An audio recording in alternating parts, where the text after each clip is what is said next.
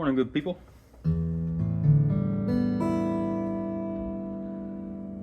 Got the Martin up here, and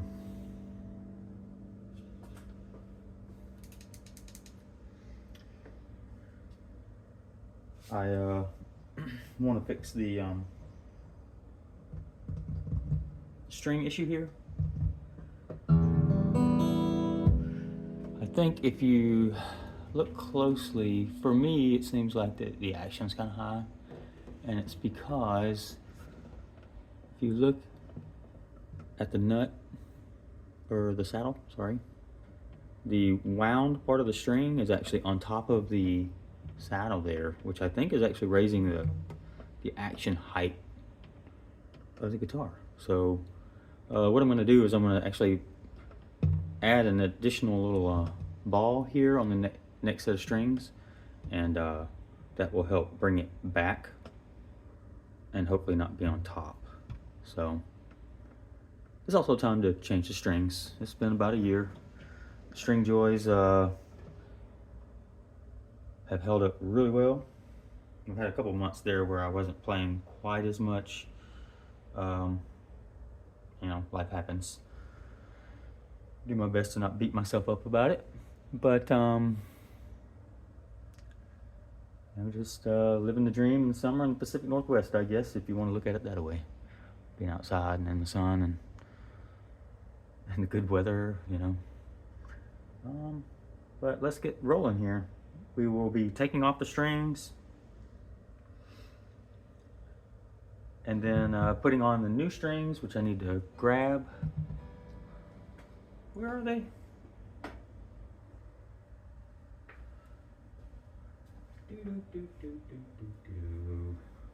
And we can use this guy.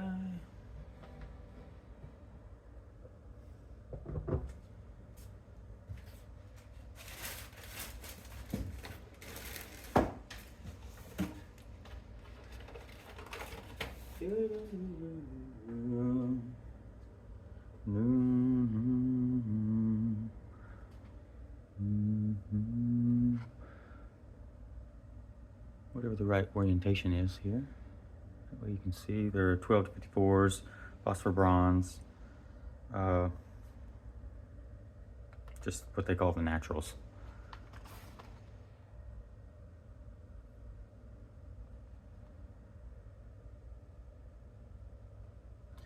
Expect warm, rounded, well-balanced tone.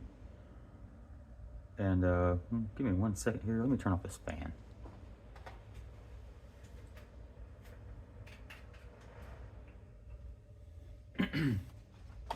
Maybe you can hear me a little better now.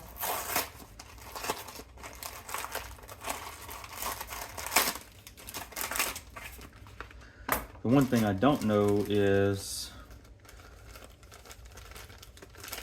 if one ball ends, so you know, I keep my old strings and then recycle them, you know, because it's metal, you know.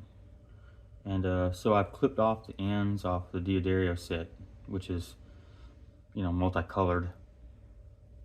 Can you see that? So I got green and purple. So, you know, maybe a bit flashier than some would like, but so yeah. Let's get rolling here. I'm not trying to drag this out too much.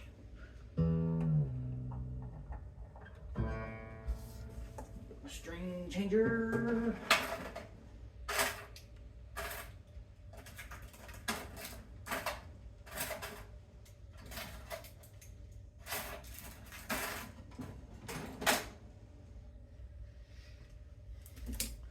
Before we go too far here, I'm going to take a look at this.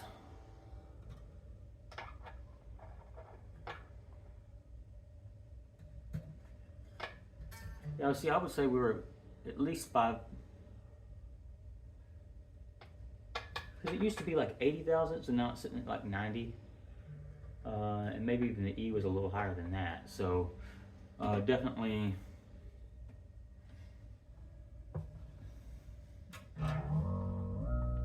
a change.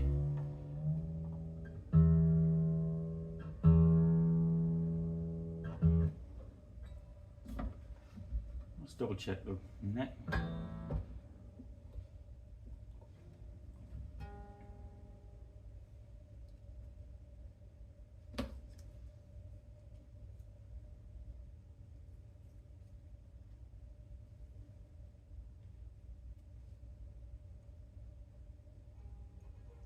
All right, right at 8 thousandths, so that's good. Yep. So the neck's straight. It looks straight just to my eye.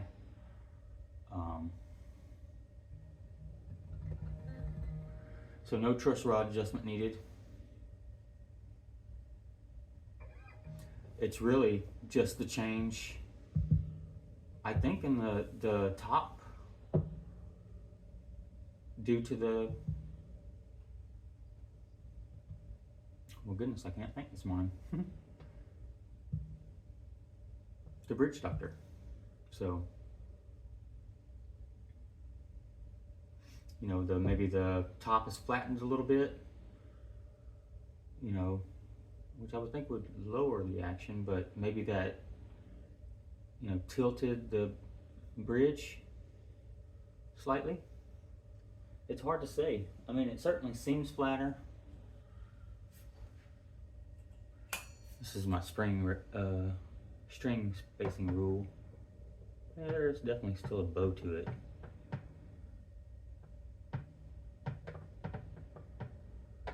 So, but it's not anything like what it used to be.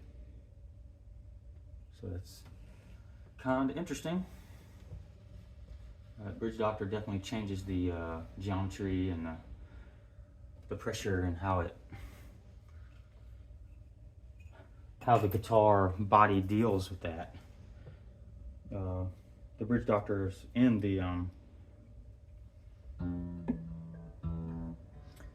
may have been measuring the action with the capo on there, so let's try that one more time.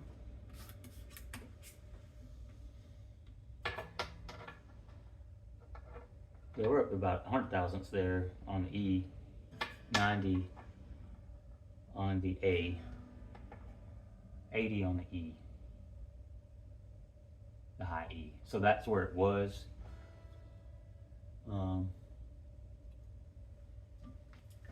So, okay. Just kind of like the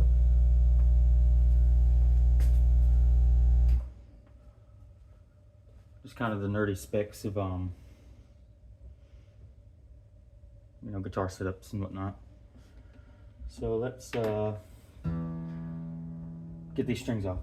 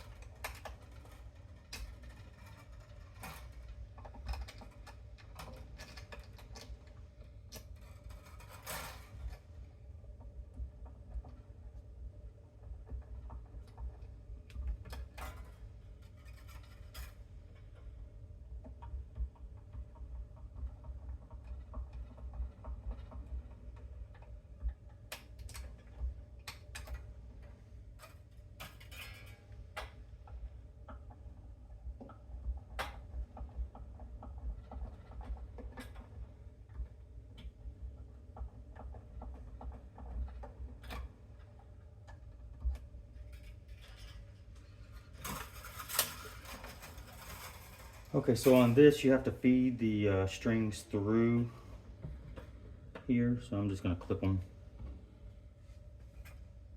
I mean, honestly, these could be used again potentially, but you know, feeding the curl back through that little tiny hole isn't the most fun chore. Oof. Thank God for the protector. Okay, that's not cutting it.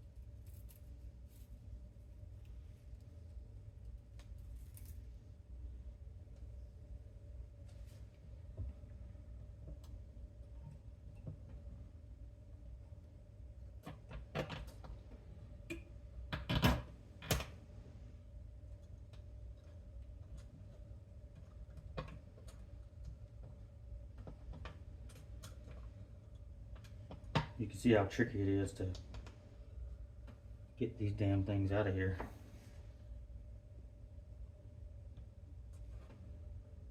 Because I don't want to scratch the saddle, you know. I wish the holes were just slightly larger, but maybe there's a reason for them being so tight.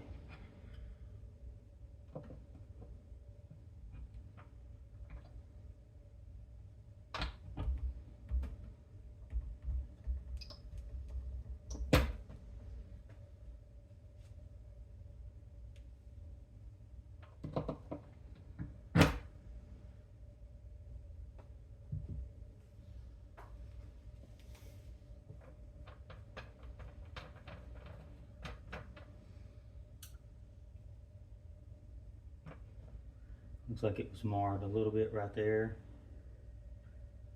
from the, you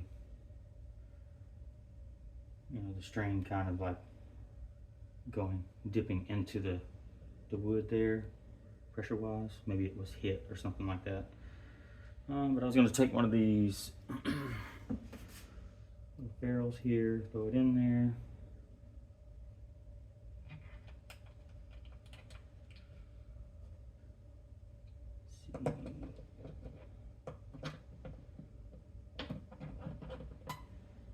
See if that's enough to give it space. Yep, looks like it is. At least on that one.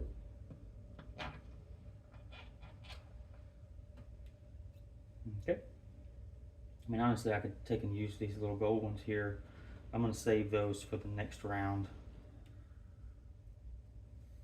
Put those in my toolbox.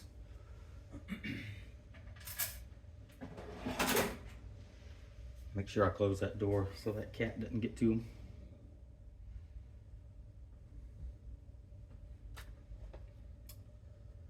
So set this to the side.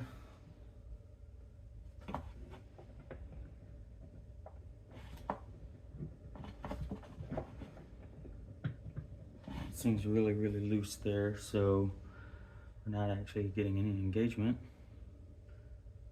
So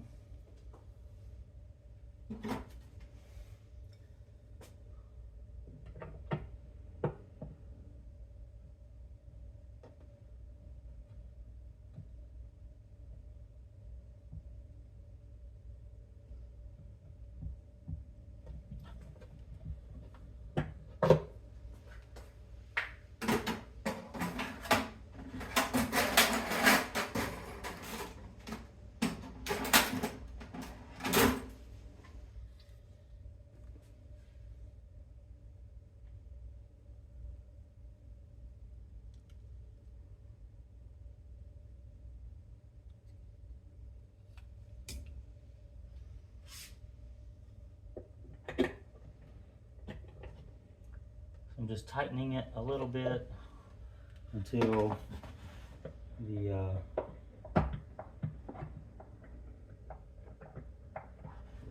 it's loose.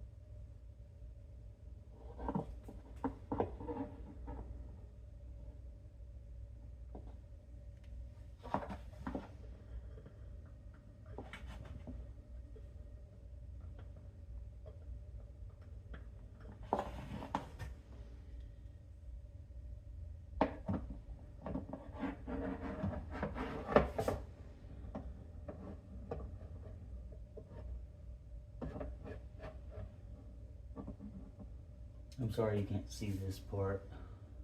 I'm just trying to make sure that the yeah, it looks like the rod is off a little bit, so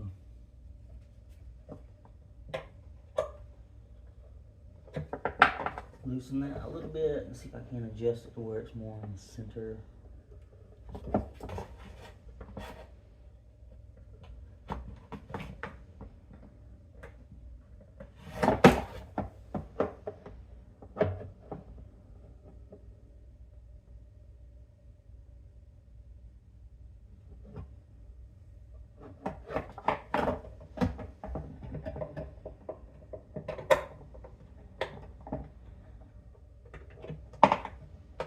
Should be loose enough, and watch out.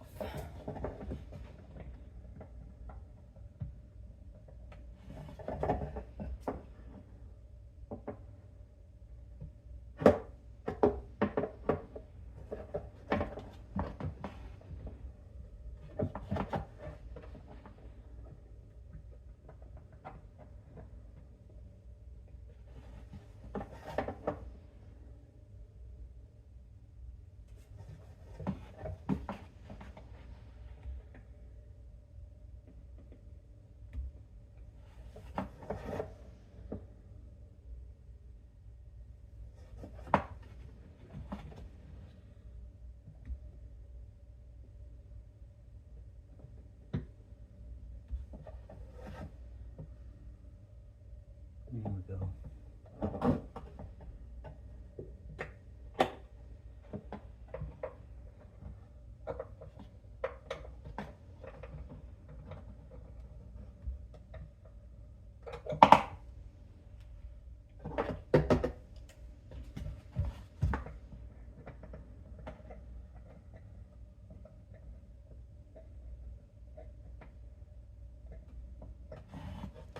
Alright, so it's tight to the point to where I can't spin it. So I'm going to back it off just a hair.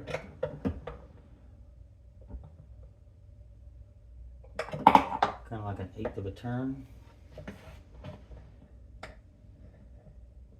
Okay, and that allows me to spin it just barely. And then the dowel that goes to the heel block there is more in the center. The pressure's right.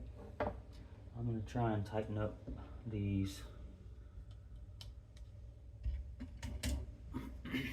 guys here a little bit if they're needed. Yeah, see, that's wobbling around.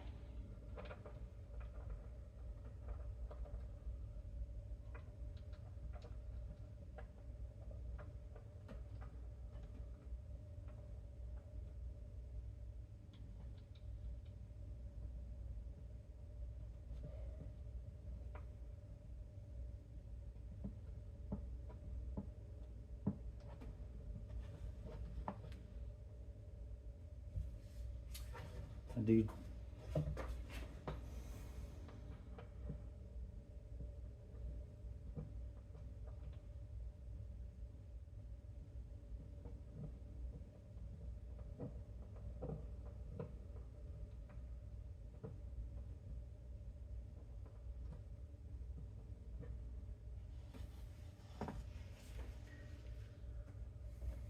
I think one of the cool things about this guitar is that it's a custom shop, so it was actually plecked. I was put in the machine, and essentially the machine perfected it within a particular tolerance, you know.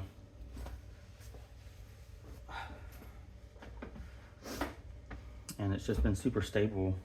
You know, I've had this now for, I just turned 43. I got it as a 40th birthday gift, so you know, this is my 3rd year with it. And just tried to kind of check the action, check the neck every year. You know, and I think too it's helped that we have air conditioning now. So, you know, the temperatures are much more stable. But let's get these strings on.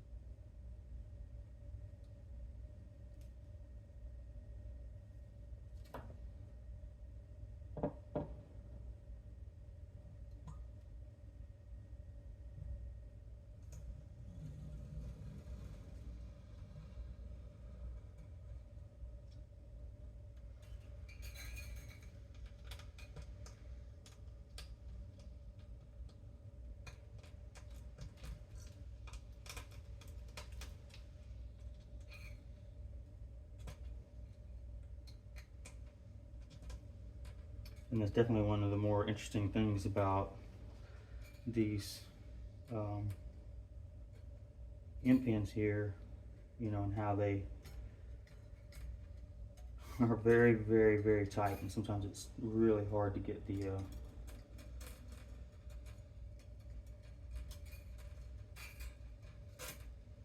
string winding through there, because it'll be like a little edge on it or something like that. So I think in some cases I actually had to like file it down, but there we go. That's kind of what we're looking for.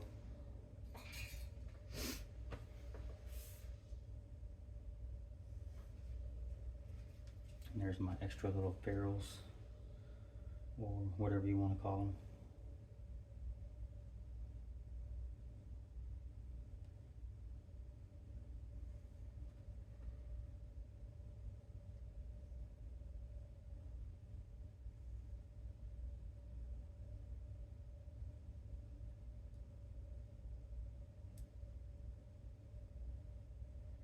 I definitely kind of agree with if you can, try not to throw away stuff, because you never know how it's going to come back, and you'll be able to reutilize that material or whatever it is. You know, I know you can't keep everything. You got to be smart about how much space you have and all that kind of stuff, but you know, little things like this may make all the difference. And honestly, there was nothing in the instructions about the bridge doctor talking about the narrowness of these, maybe the trickiness of getting them installed, and then also how it might affect your saddle height.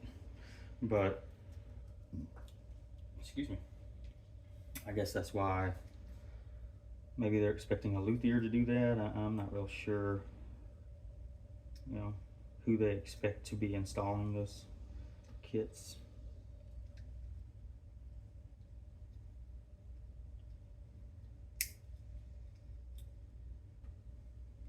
Yeah, that's where that string winding is.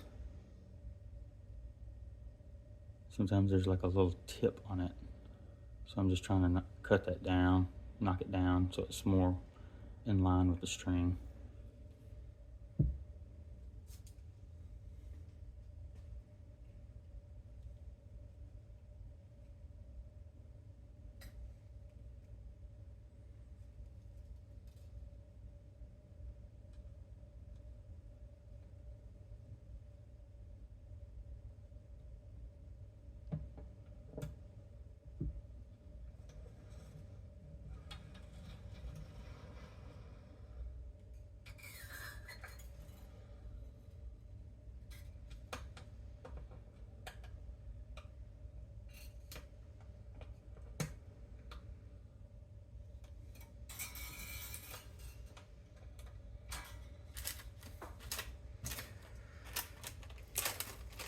as I'm putting these strings on, I'm just curious how all you are doing out there.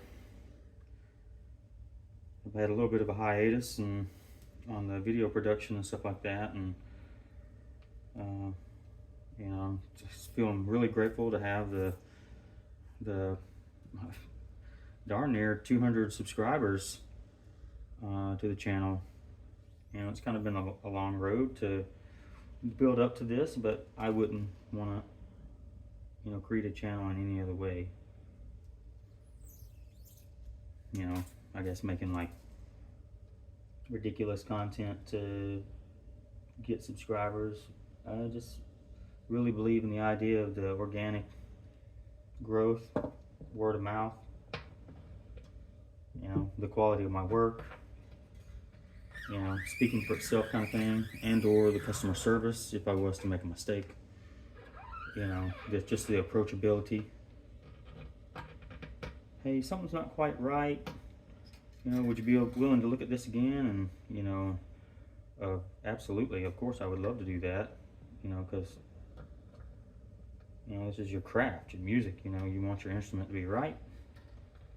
And I guess there's always a case where there's something that I am struggling with, I would send it to Jeff, you know, and get him to do it. And then I'd be able to see like how he addressed it and kind of pick his brain a little bit, because he's super cool. So yeah, it's just a kind of an avenue of learning, and I'm just a perpetual learner. If I'm not learning something new every single day, I'm kind of like, what's the point? So, but yeah, like almost 200 subscribers with like 193, 194. You know, certainly the content on the shorts with Watson is helping out tremendously, pulling in some additional people, but he's such a cool dog.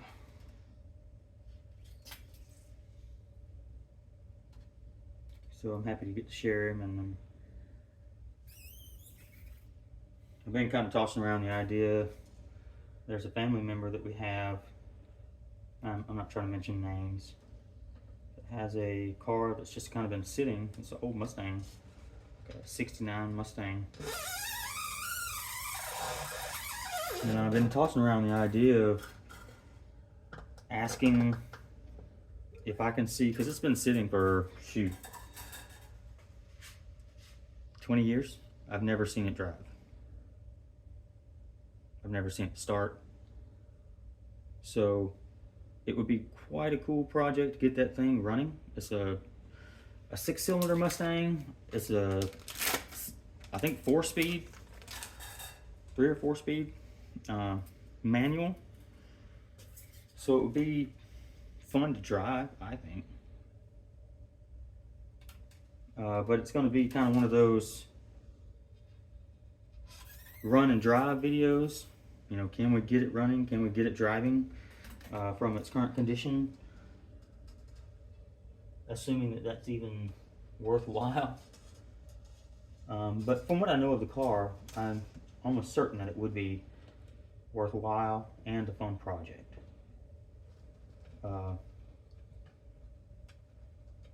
Just kind of be one of those things like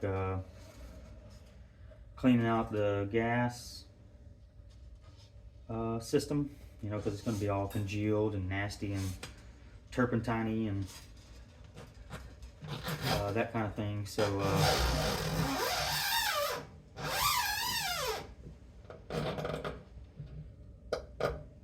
there'll definitely be some draining out the gas, maybe getting a new gas tank, cleaning out all the gas lines, checking the brakes, you know, making sure it has oil in it, of course, and you know, spinning it over and make sure it spins. Potentially checking compression, changing spark plugs, you know, addressing carburetor needs if that's something that's going on. So it just seems like that kind of content is pretty popular on YouTube right now. And for me, it's content that I also watch. I enjoy watching that kind of stuff. I like to see the resurrections of the cars, to see, oh man, this motor's super frozen. You know, can we get it back running kind of situation. So that's super cool. I just got to ask, you know, is it, because I would have to put some money in it, I think. You know, my personal money. You know, maybe take some proceeds from the guitar work here and put that into that. You know, I don't know if I'd be able to, because we're starting to get closer to the rainy season here.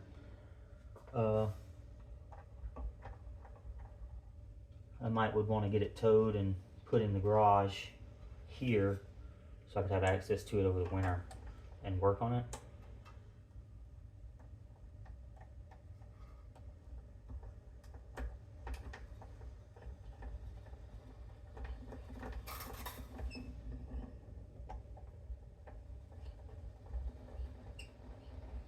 But I think for maybe $200-300 we could probably get it back running and see, you know, kind of condition of the motor, where we're at with that, and you know, go from there and make some decisions on what the next course of action is to, you know, what kind of car we want. Is there a lot of rust that needs to be addressed? That kind of thing.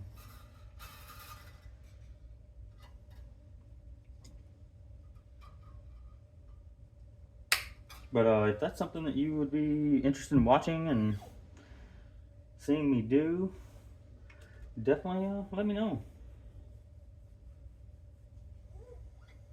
For me, it would be fun, and I guess honestly that's kind of the focus of this channel. Really, it's more about me and what I enjoy doing and what I'm learning and that kind of thing, versus trying to meet some arbitrary trend to be able to gain viewership.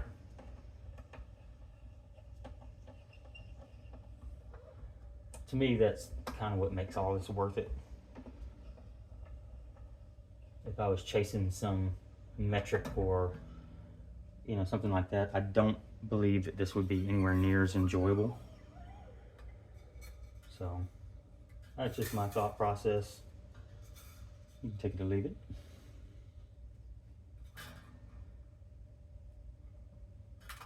But you know, another thing on the subscriber count,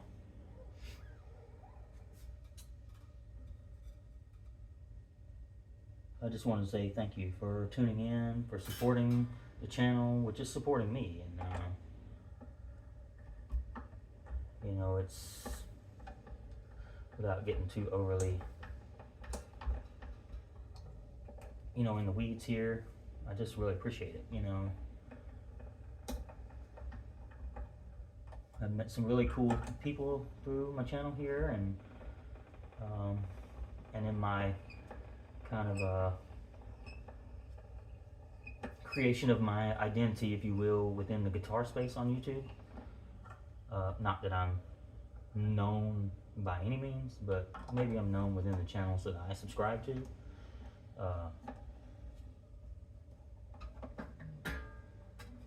You know, it's kind of been fun, you know, making friends, learning new things, that kind of stuff. So generally what I do is I give myself about a tuner and a half to tune. So that's where it'll end, right there. Can you see that? So that's where it'll end. And then if we back it up to here, that allows us to measure out the 1.5 additionally. And then we clip.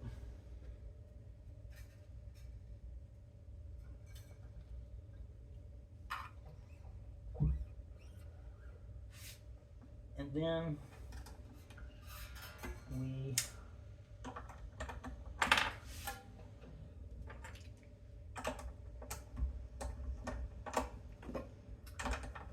tighten the tuner. And I usually go above the string for one loop, and then as it circles back around, I knock it down to go below the where it sticks out, that little point there, and that really locks it in.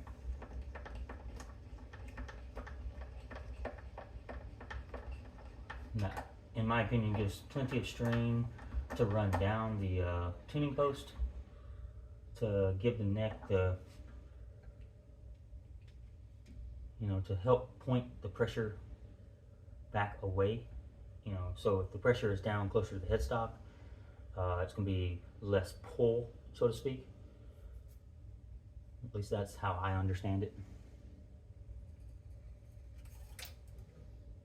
Stringing your guitar is actually really important.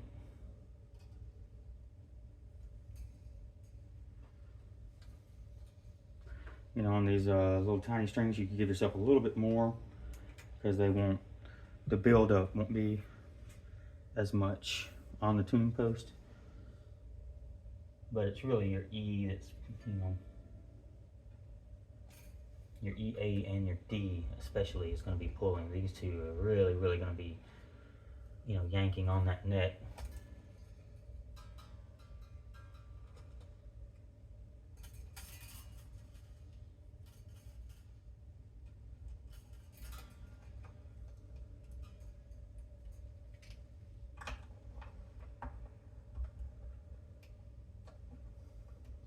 So just, super grateful for the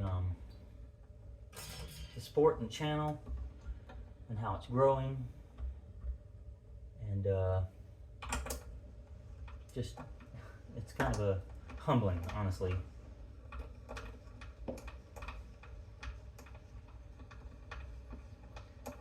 And if I could take this and turn it into something that makes me a little bit of money and, kind of fulfills a dream for myself to build my own guitar. And maybe a guitar isn't the ultimate end goal either. Maybe it's just generally woodworking. Maybe I want to make furniture, or, who knows. So just going with the flow here, and I do have some furniture projects out there that y'all have seen that I've been working on, of course slowly, but which I'll tune you back into at some point when I get rolling back for that. But yeah.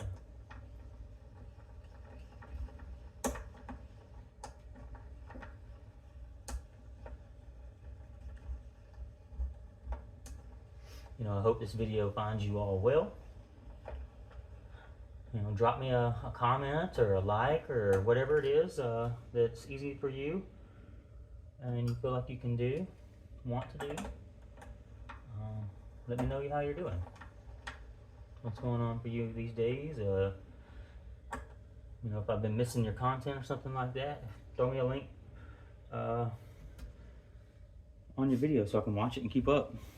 I'm definitely watching Alex with his music instruction and everything, because he does virtual, like Zoom music lessons, and so definitely watching his content. Of course, I'm learning from his content too, music theory, just generally how to approach my instrument, and given that he's from Berkeley, it's like just super lucky to have someone so close and so knowledgeable about all things music. Really, he is the guru. So yeah, watching his content, picking his brain, when I'm having lessons and whatnot too. So just super cool. Just lots of awesome people I've been meeting, and hope to get to know more people in the near future as we continue to add content to the channel, especially if we get into the car space. I feel like, it's not a guarantee that it's going to blow up or anything like that, but I'll be able to gain some viewership, I do believe. And that might change the focus a little bit for the channel. In terms of just different projects that might come up. But You know, my focus really is guitars, you know, kind of mastering this craft. You know, I know I have a long ways to go. And maybe there's a consideration that I try and get a job at a local guitar shop, just to kind of get some additional experience. Not necessarily anything about the money or whatever, but you know, if somebody can pay me to learn,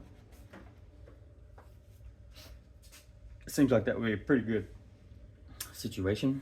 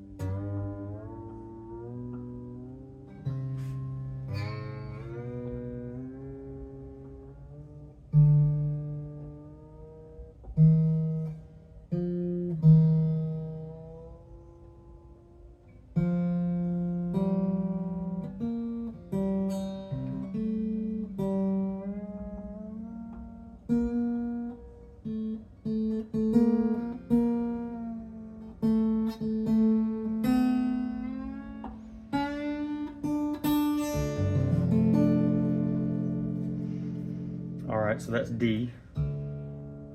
Of course, super flat, but that's kind of how I typically tune it. You know, just get it up to D, you know, and then the you know, the pitches that correlate with that. And then that way, as I go up a note in tune or in pressure, it kind of stays equalized versus having this one loose and this one super tight. So that the reverse is also true, where I will try to reduce the tension a little bit by string, you know, throughout the process. So it's not, you know, and I think I did this too at the beginning of this video, is I loosened this string completely, but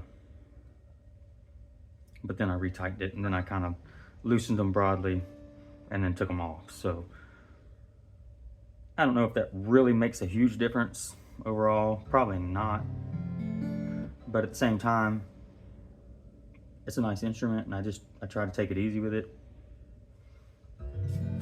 I mean, it's still pretty crazy to think that I have an instrument of this quality. So we're up to D sharp.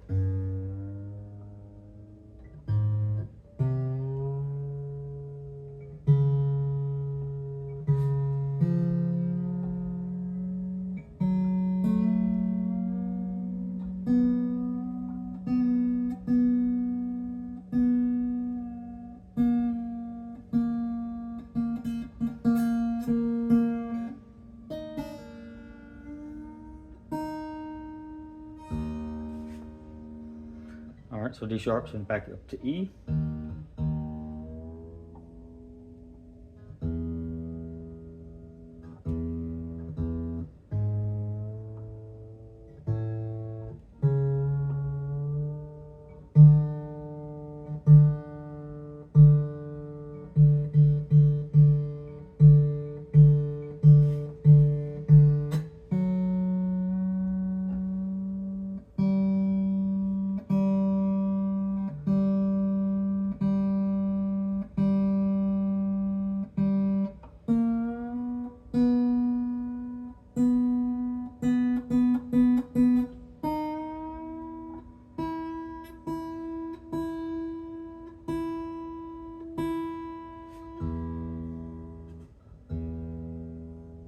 You can see I had the E tensioned at pitch, tuned the rest of the strings, came back, and the E was 1 to 2 blocks flat. So you can tell it's like the pressure is kind of evening out.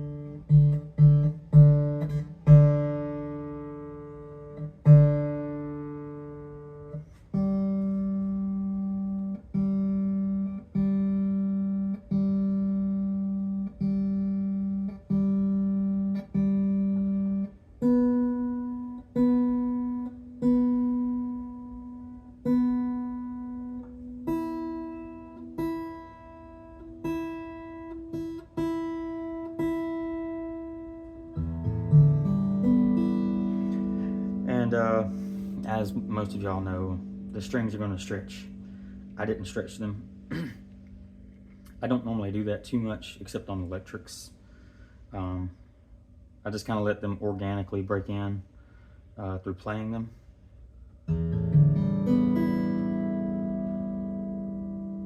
But, so let's take a look at the action here.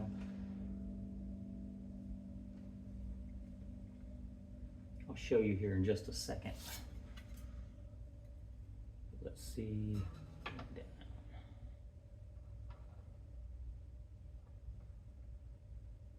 Yeah, we're at 90 on the E. I'd say we're 85 on the A. And 75 on the low, or the high E. So it didn't change much.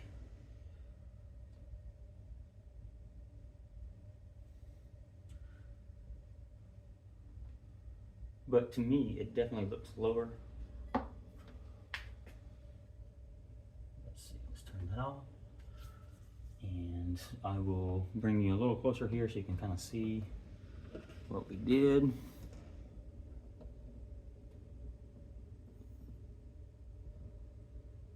Hopefully that's zooming in good for you. The lights probably needing to be adjusted. Let's see. There we go. Just trying to get you a really good view of what we did here. Let me turn it sideways, and that way you can kind of see the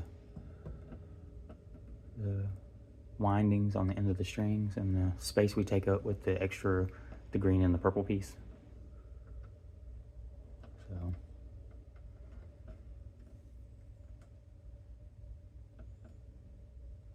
And of course, I'm always looking at the top, looking at the edges of the bridge, you know, making sure everything looks okay, making sure that the saddle is not tilted forward with the pressure of the strings. Maybe there's a case where we could take and sand down that saddle a little bit to get a little bit lower action. But I'm not too worried about that moment. I think that that's changed a little bit over time due to the bridge doctor. So I think really the only thing left to do is to play it. So thank y'all for tuning in. It means a lot to me. Hope this video finds you well. Hope you're able to do something fun for yourself today and able to take care of yourself. You know, drinking water, sleeping, kind of the simple stuff, eating appropriately to the best of your ability. You know,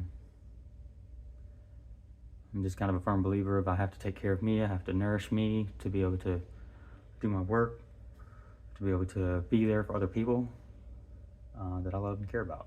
So, you know, if there's somebody you love in your life and you haven't said that to them lately, maybe do that.